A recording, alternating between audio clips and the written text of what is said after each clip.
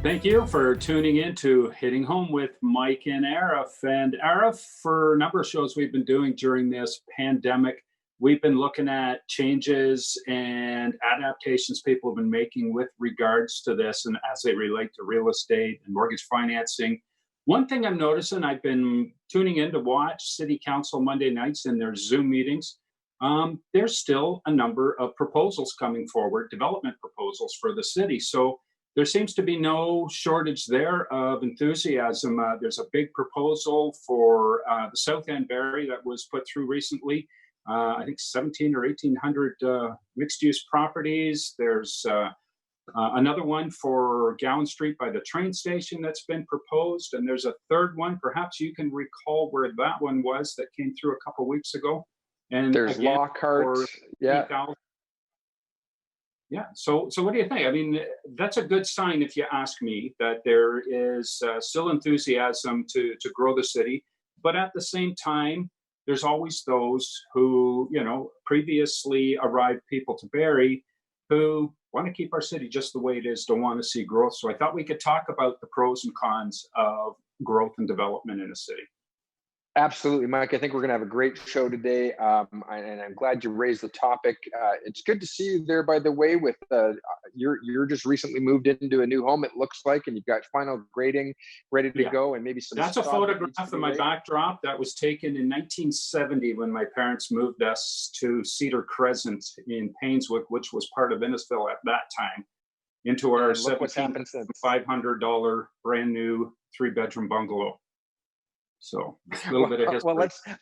Well, let's talk about it. I think it's a sign of optimism. I think it's a sign of strength in the market, confidence in the market, and I'm glad we're seeing it. A lot of time, energy. I mean, we're talking over a decade, over a decade worth of preparation and planning and forecasting for the future, and planning for the community of tomorrow, the neighborhoods of tomorrow. It doesn't just start overnight. It's long in the process before any of us hear about it. Yeah, we're long in the process. Infrastructure's been laid. We're talking billions of dollars worth of infrastructure and planning going forward. We're talking about ensuring that we're meeting the needs of communities tomorrow and for the next possibly 100 years.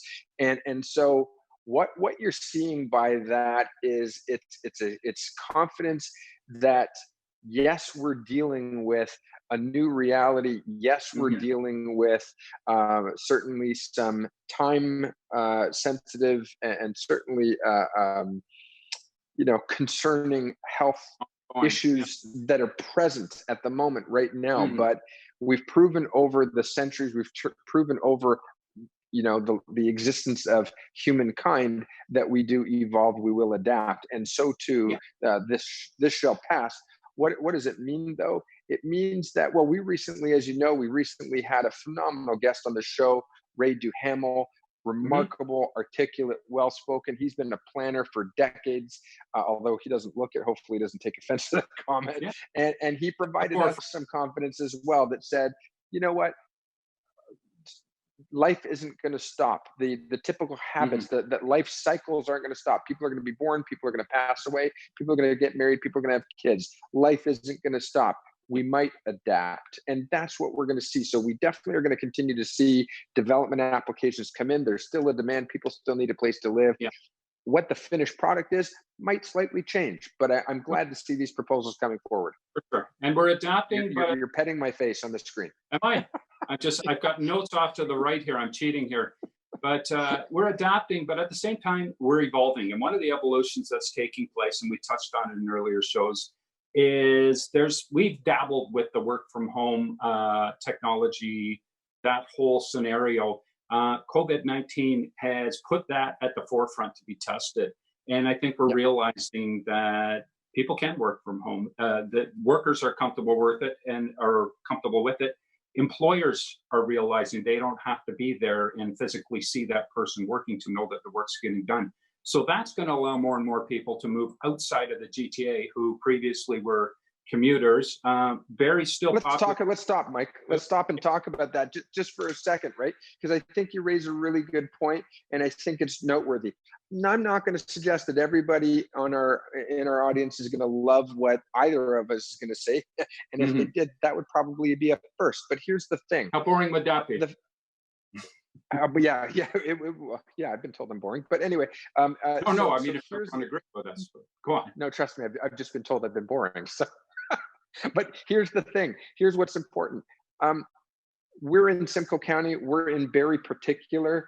Barrie has proven itself to be that city of choice for people to start a family, for people to retire in, but it's also been the city of choice for people to exit the GTHA from. And so they're selling their bungalow, which may be $1 million plus. They're maybe selling their multi-million-dollar or their $1 million semi-detached 2, 3, 4 bedroom home in York Region, whatever it may be. And they're coming north to Barrie, where they're going to find more house for the same dollar, or maybe able to downsize into something that's more manageable. The fact of the matter is that with the economy changing, with some proprietors shutting down, with some companies downsizing, or with people just adapting, and people maybe finding that they are able to work from home, maybe they're realizing, I can work from home, and therefore I don't need to live down in the GTA. I don't need to live in downtown Toronto. For the same price, I can buy a home. My kids can ride a bike. They can play out in the playground, the garden, the lake for half the price. So, hate to say it, we're still going to see growth in Barrie, whether it's Barrie residents moving in Barrie, or whether it's GTA residents moving in Barrie and Barrie residents moving into Oro Springwater, Medonte. We don't know. Yeah, and what needs to be mentioned as well, the bigger picture reality is, if you don't have positive growth, like the cities that have stagnant growth or negative growth, they're dying. Growth is the lifeblood of a city.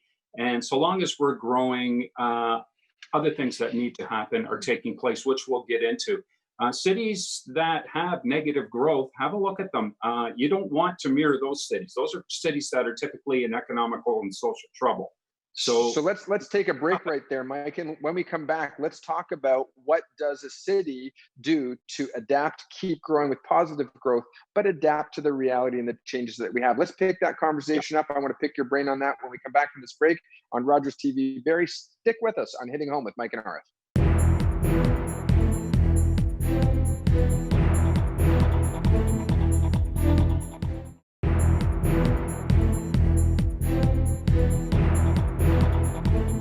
And welcome back to Hitting Home with Mike and Arif on Rogers TV. Barrie, Mike, just before the break, we were talking about the fact that change is happening. It doesn't have to be bad. There's such a thing as positive growth. And let's get right into what does growth look like, even with taking COVID into consideration. We're still going to see density. We're still going to see projects and developments come forward. But let's talk about how a city like Barrie can embrace that growth in a positive fashion. Give me some thoughts.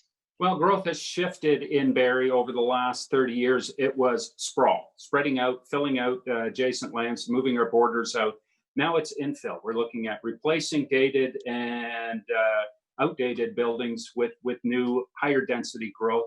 Some of those few remaining vacant lands are being converted into higher density growth. But there are limits. I mean, one of the things that I think is a caution and concerns to be taken is, if you build some of these micro communities too large, you run the risk of them being bubbles within themselves. And I'd like to think that looking forward, our growth is going to be creating communities that are interdependent on the surrounding areas. We don't create these little microcosms all over the place. I'd much rather see an interdependent city. That's my own personal thoughts on that.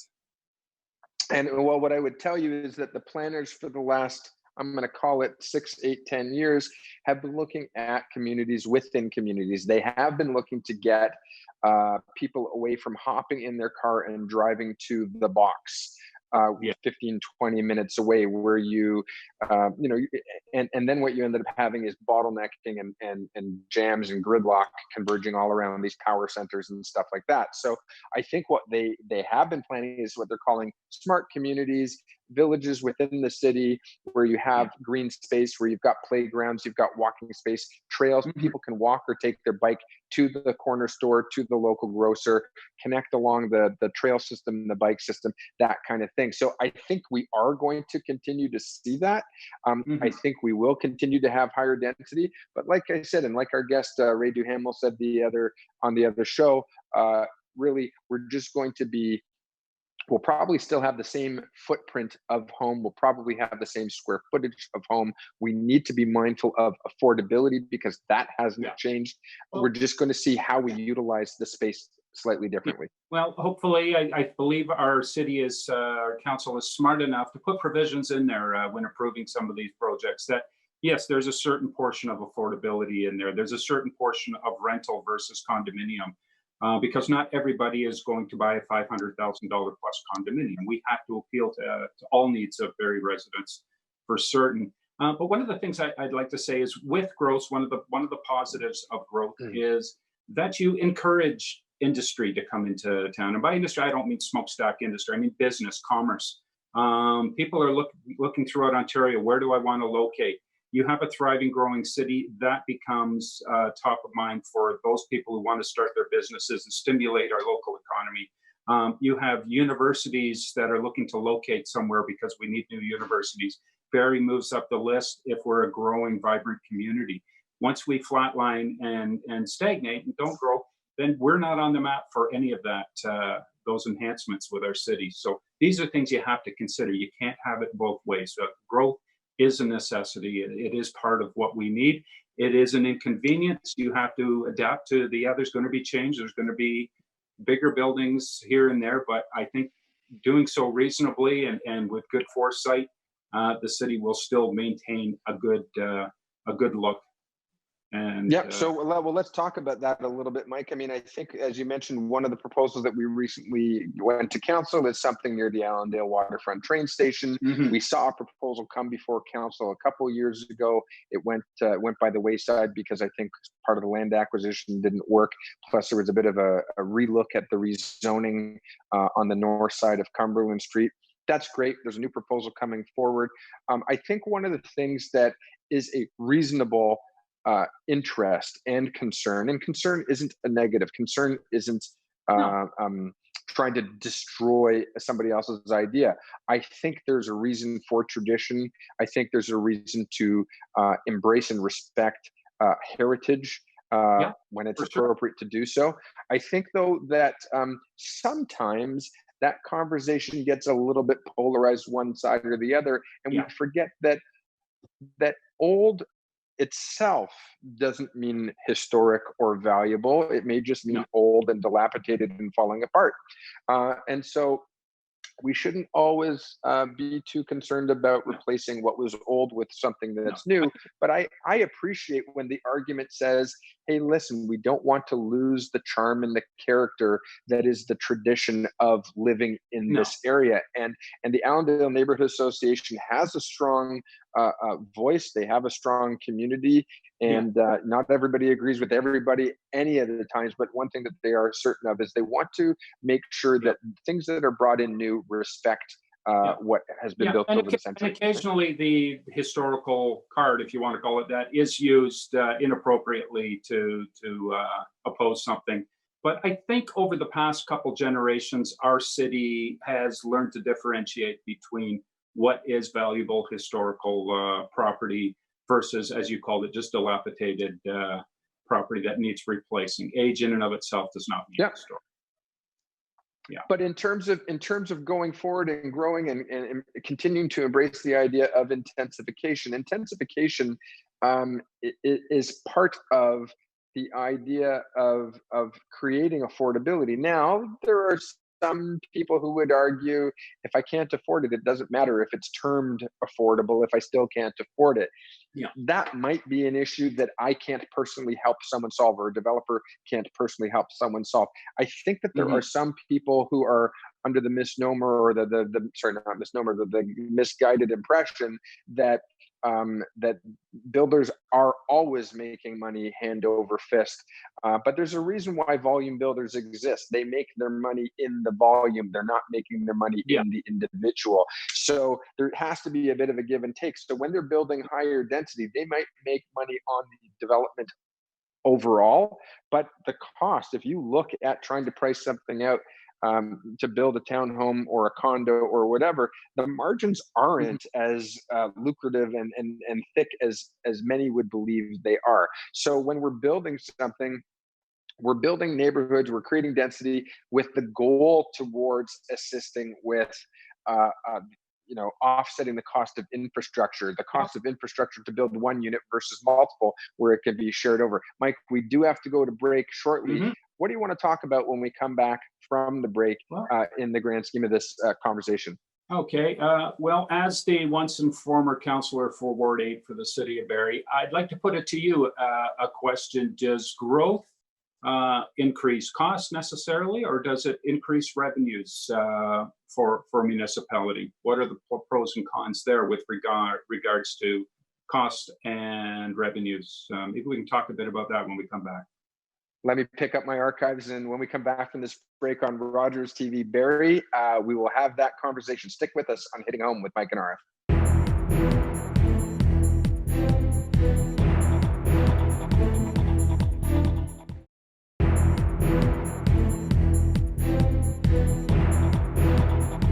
Welcome back to Hitting Home with Mike and Arif. And just before the break, Arif, I attempted to put you on the spot, calling up your city councillor past know-how on the topic of revenue and costs for new growth. Now, there are a lot of big projects, as we talked about, and certainly a lot of projects in the annexation lands that will be coming forward. Should the city be concerned that our taxes are going to go through the roof because of this? Because that's where the revenues tend to come from if they need more money. Or is this growth going to pay for itself and perhaps even enhance financially and through other added features that come about? Well, thanks for that really simple question, Mike. I really appreciate it. And I've got a little bit more gray hair since you asked it. But let's put things into a little bit of perspective. I've got to take you on a bit of a journey here. Again, I think we're having a little bit of trend. Not everybody's going to love what I have to say. We need to understand that there are a couple of different elements at play. So everybody's heard the term, I hope, development charges versus property taxes. Right. And how does your property tax installment that you and I make every single year, how does it break down and where does that money go to? So I'm going to try and keep this very matter of fact and plain, but in a nutshell, development charges go towards building new growth, the infrastructure towards new growth. In theory, someone could take me to task that I didn't get into enough detail on it. We don't have enough time in the show. But in theory, development charges are there to supplement or go towards new growth. Offset. Putting in new roads, putting in new sewers, putting in new water, that kind of thing. Emergency service. If my memory serves me correctly, it is not possible to charge back 100% of those costs back. There's usually about a 10% discount that is required. That's to offset it and spread the cost around to everybody, because everybody drives on the new road, not just the resident who buys their home in the neighborhood. So again, someone can take me to task on that. I'm going to have to just make a disclaimer that says subject to somebody's verification. All right, but here's the other fact. The other fact is about revitalization. So I'm not pointing fingers. I'm going to say that 50 years ago, 60 years ago, we didn't know what we know today. So those who were in charge and in power back in the day when there was urban sprawl, or when we did take a piece of farmland in the middle of nowhere and plop a subdivision there, and somehow we managed to connect a road in between a previously populated area to the newly populated area. The question was, since there's no property taxes being connected between point A and point B, who's going to pay for the eventual replacement of that road? And so we realized we ran out of money. We couldn't afford to do that. 20 years later, 30 years later, when that road or that infrastructure needed to be rebuilt, there was no money to do so. So that's how we kind of got ourselves in the mess that we find ourselves today. Inside the city of Barrie, last number that I had, we were looking around $3.1 billion to address the infrastructure needs of today and tomorrow. That is meeting the requirements for new development in the secondary plan, the annexation lands that we've all talked about, as well as updating and upgrading the services that are inside what was known as the existing built boundary of the city of Barrie. Take that all into consideration. It's about 1.7 versus $1.4 billion. Are our property taxes expected to go up overnight dramatically? Well, you know what? As long as the cost of labor continues to go up, as long as the cost of land continues to go up, as long as the cost of supplies continue to go up, you have to imagine that property taxes will continue to go up if nothing else changes. Here's the other thing, though. Sometimes we say, well, let's save some money today and let's put something off to tomorrow. By doing that, if we're using the exact same formula, the exact same mindset, that over time things have just gotten more expensive, then the question becomes from the staff, do we do it now, even though we may not have the money, or do we do it later when we have some money, but knowing that it's going to cost us X amount more, because the cost of everything does eventually go up, right? We have to take that into consideration. You can't avoid it. So anyway, that's I don't want to get any longer in the answer than that. I think it's a fair answer. Do you see personally, and with your experience, growth as the type of growth that's being forecast? This is going to be a positive in every way for the city of Barrie, economically, socially, just for the quality of the city. Are you confident in that? Yeah, I mean, I'm confident. Here's what I want to say. Yeah, hold me to it. Definitely. I think the answer comes down to the vision of the vision and the courage of those who have the deciding vote and those who have the ability to shape. It was a great honor and an awesome responsibility to sit on council with my colleagues and the mayor for a number of years and to be one of those people who helped shape the future of our city. And it remains an equally awesome responsibility and opportunity and privilege for those who are there today. The question becomes is, do we look at any given project or any given challenge that we're addressing as a snapshot in how it affects us today, or are we bold enough, brave enough, and daring enough to realize that the decision that we make impacts tomorrow, and we might not please everybody today, but it's the right thing to do for tomorrow?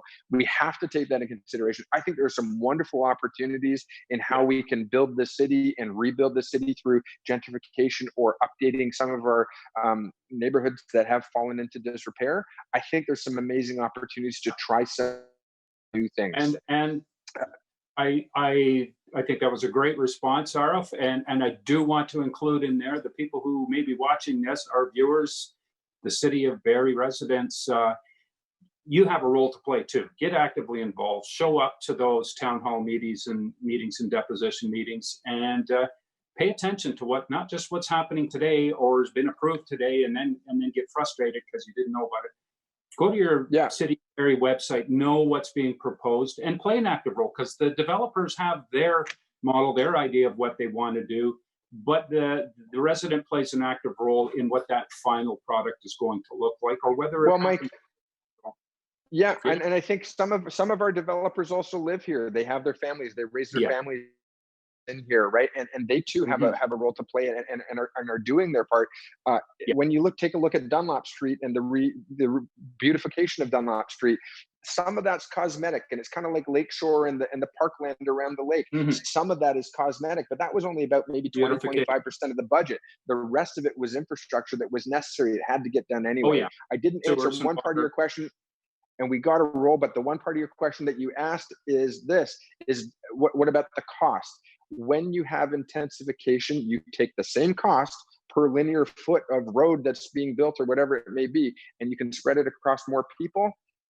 Yes, you can offset it. It's not about a cash grab. We're not lining our pockets. Our city's not flush with cash.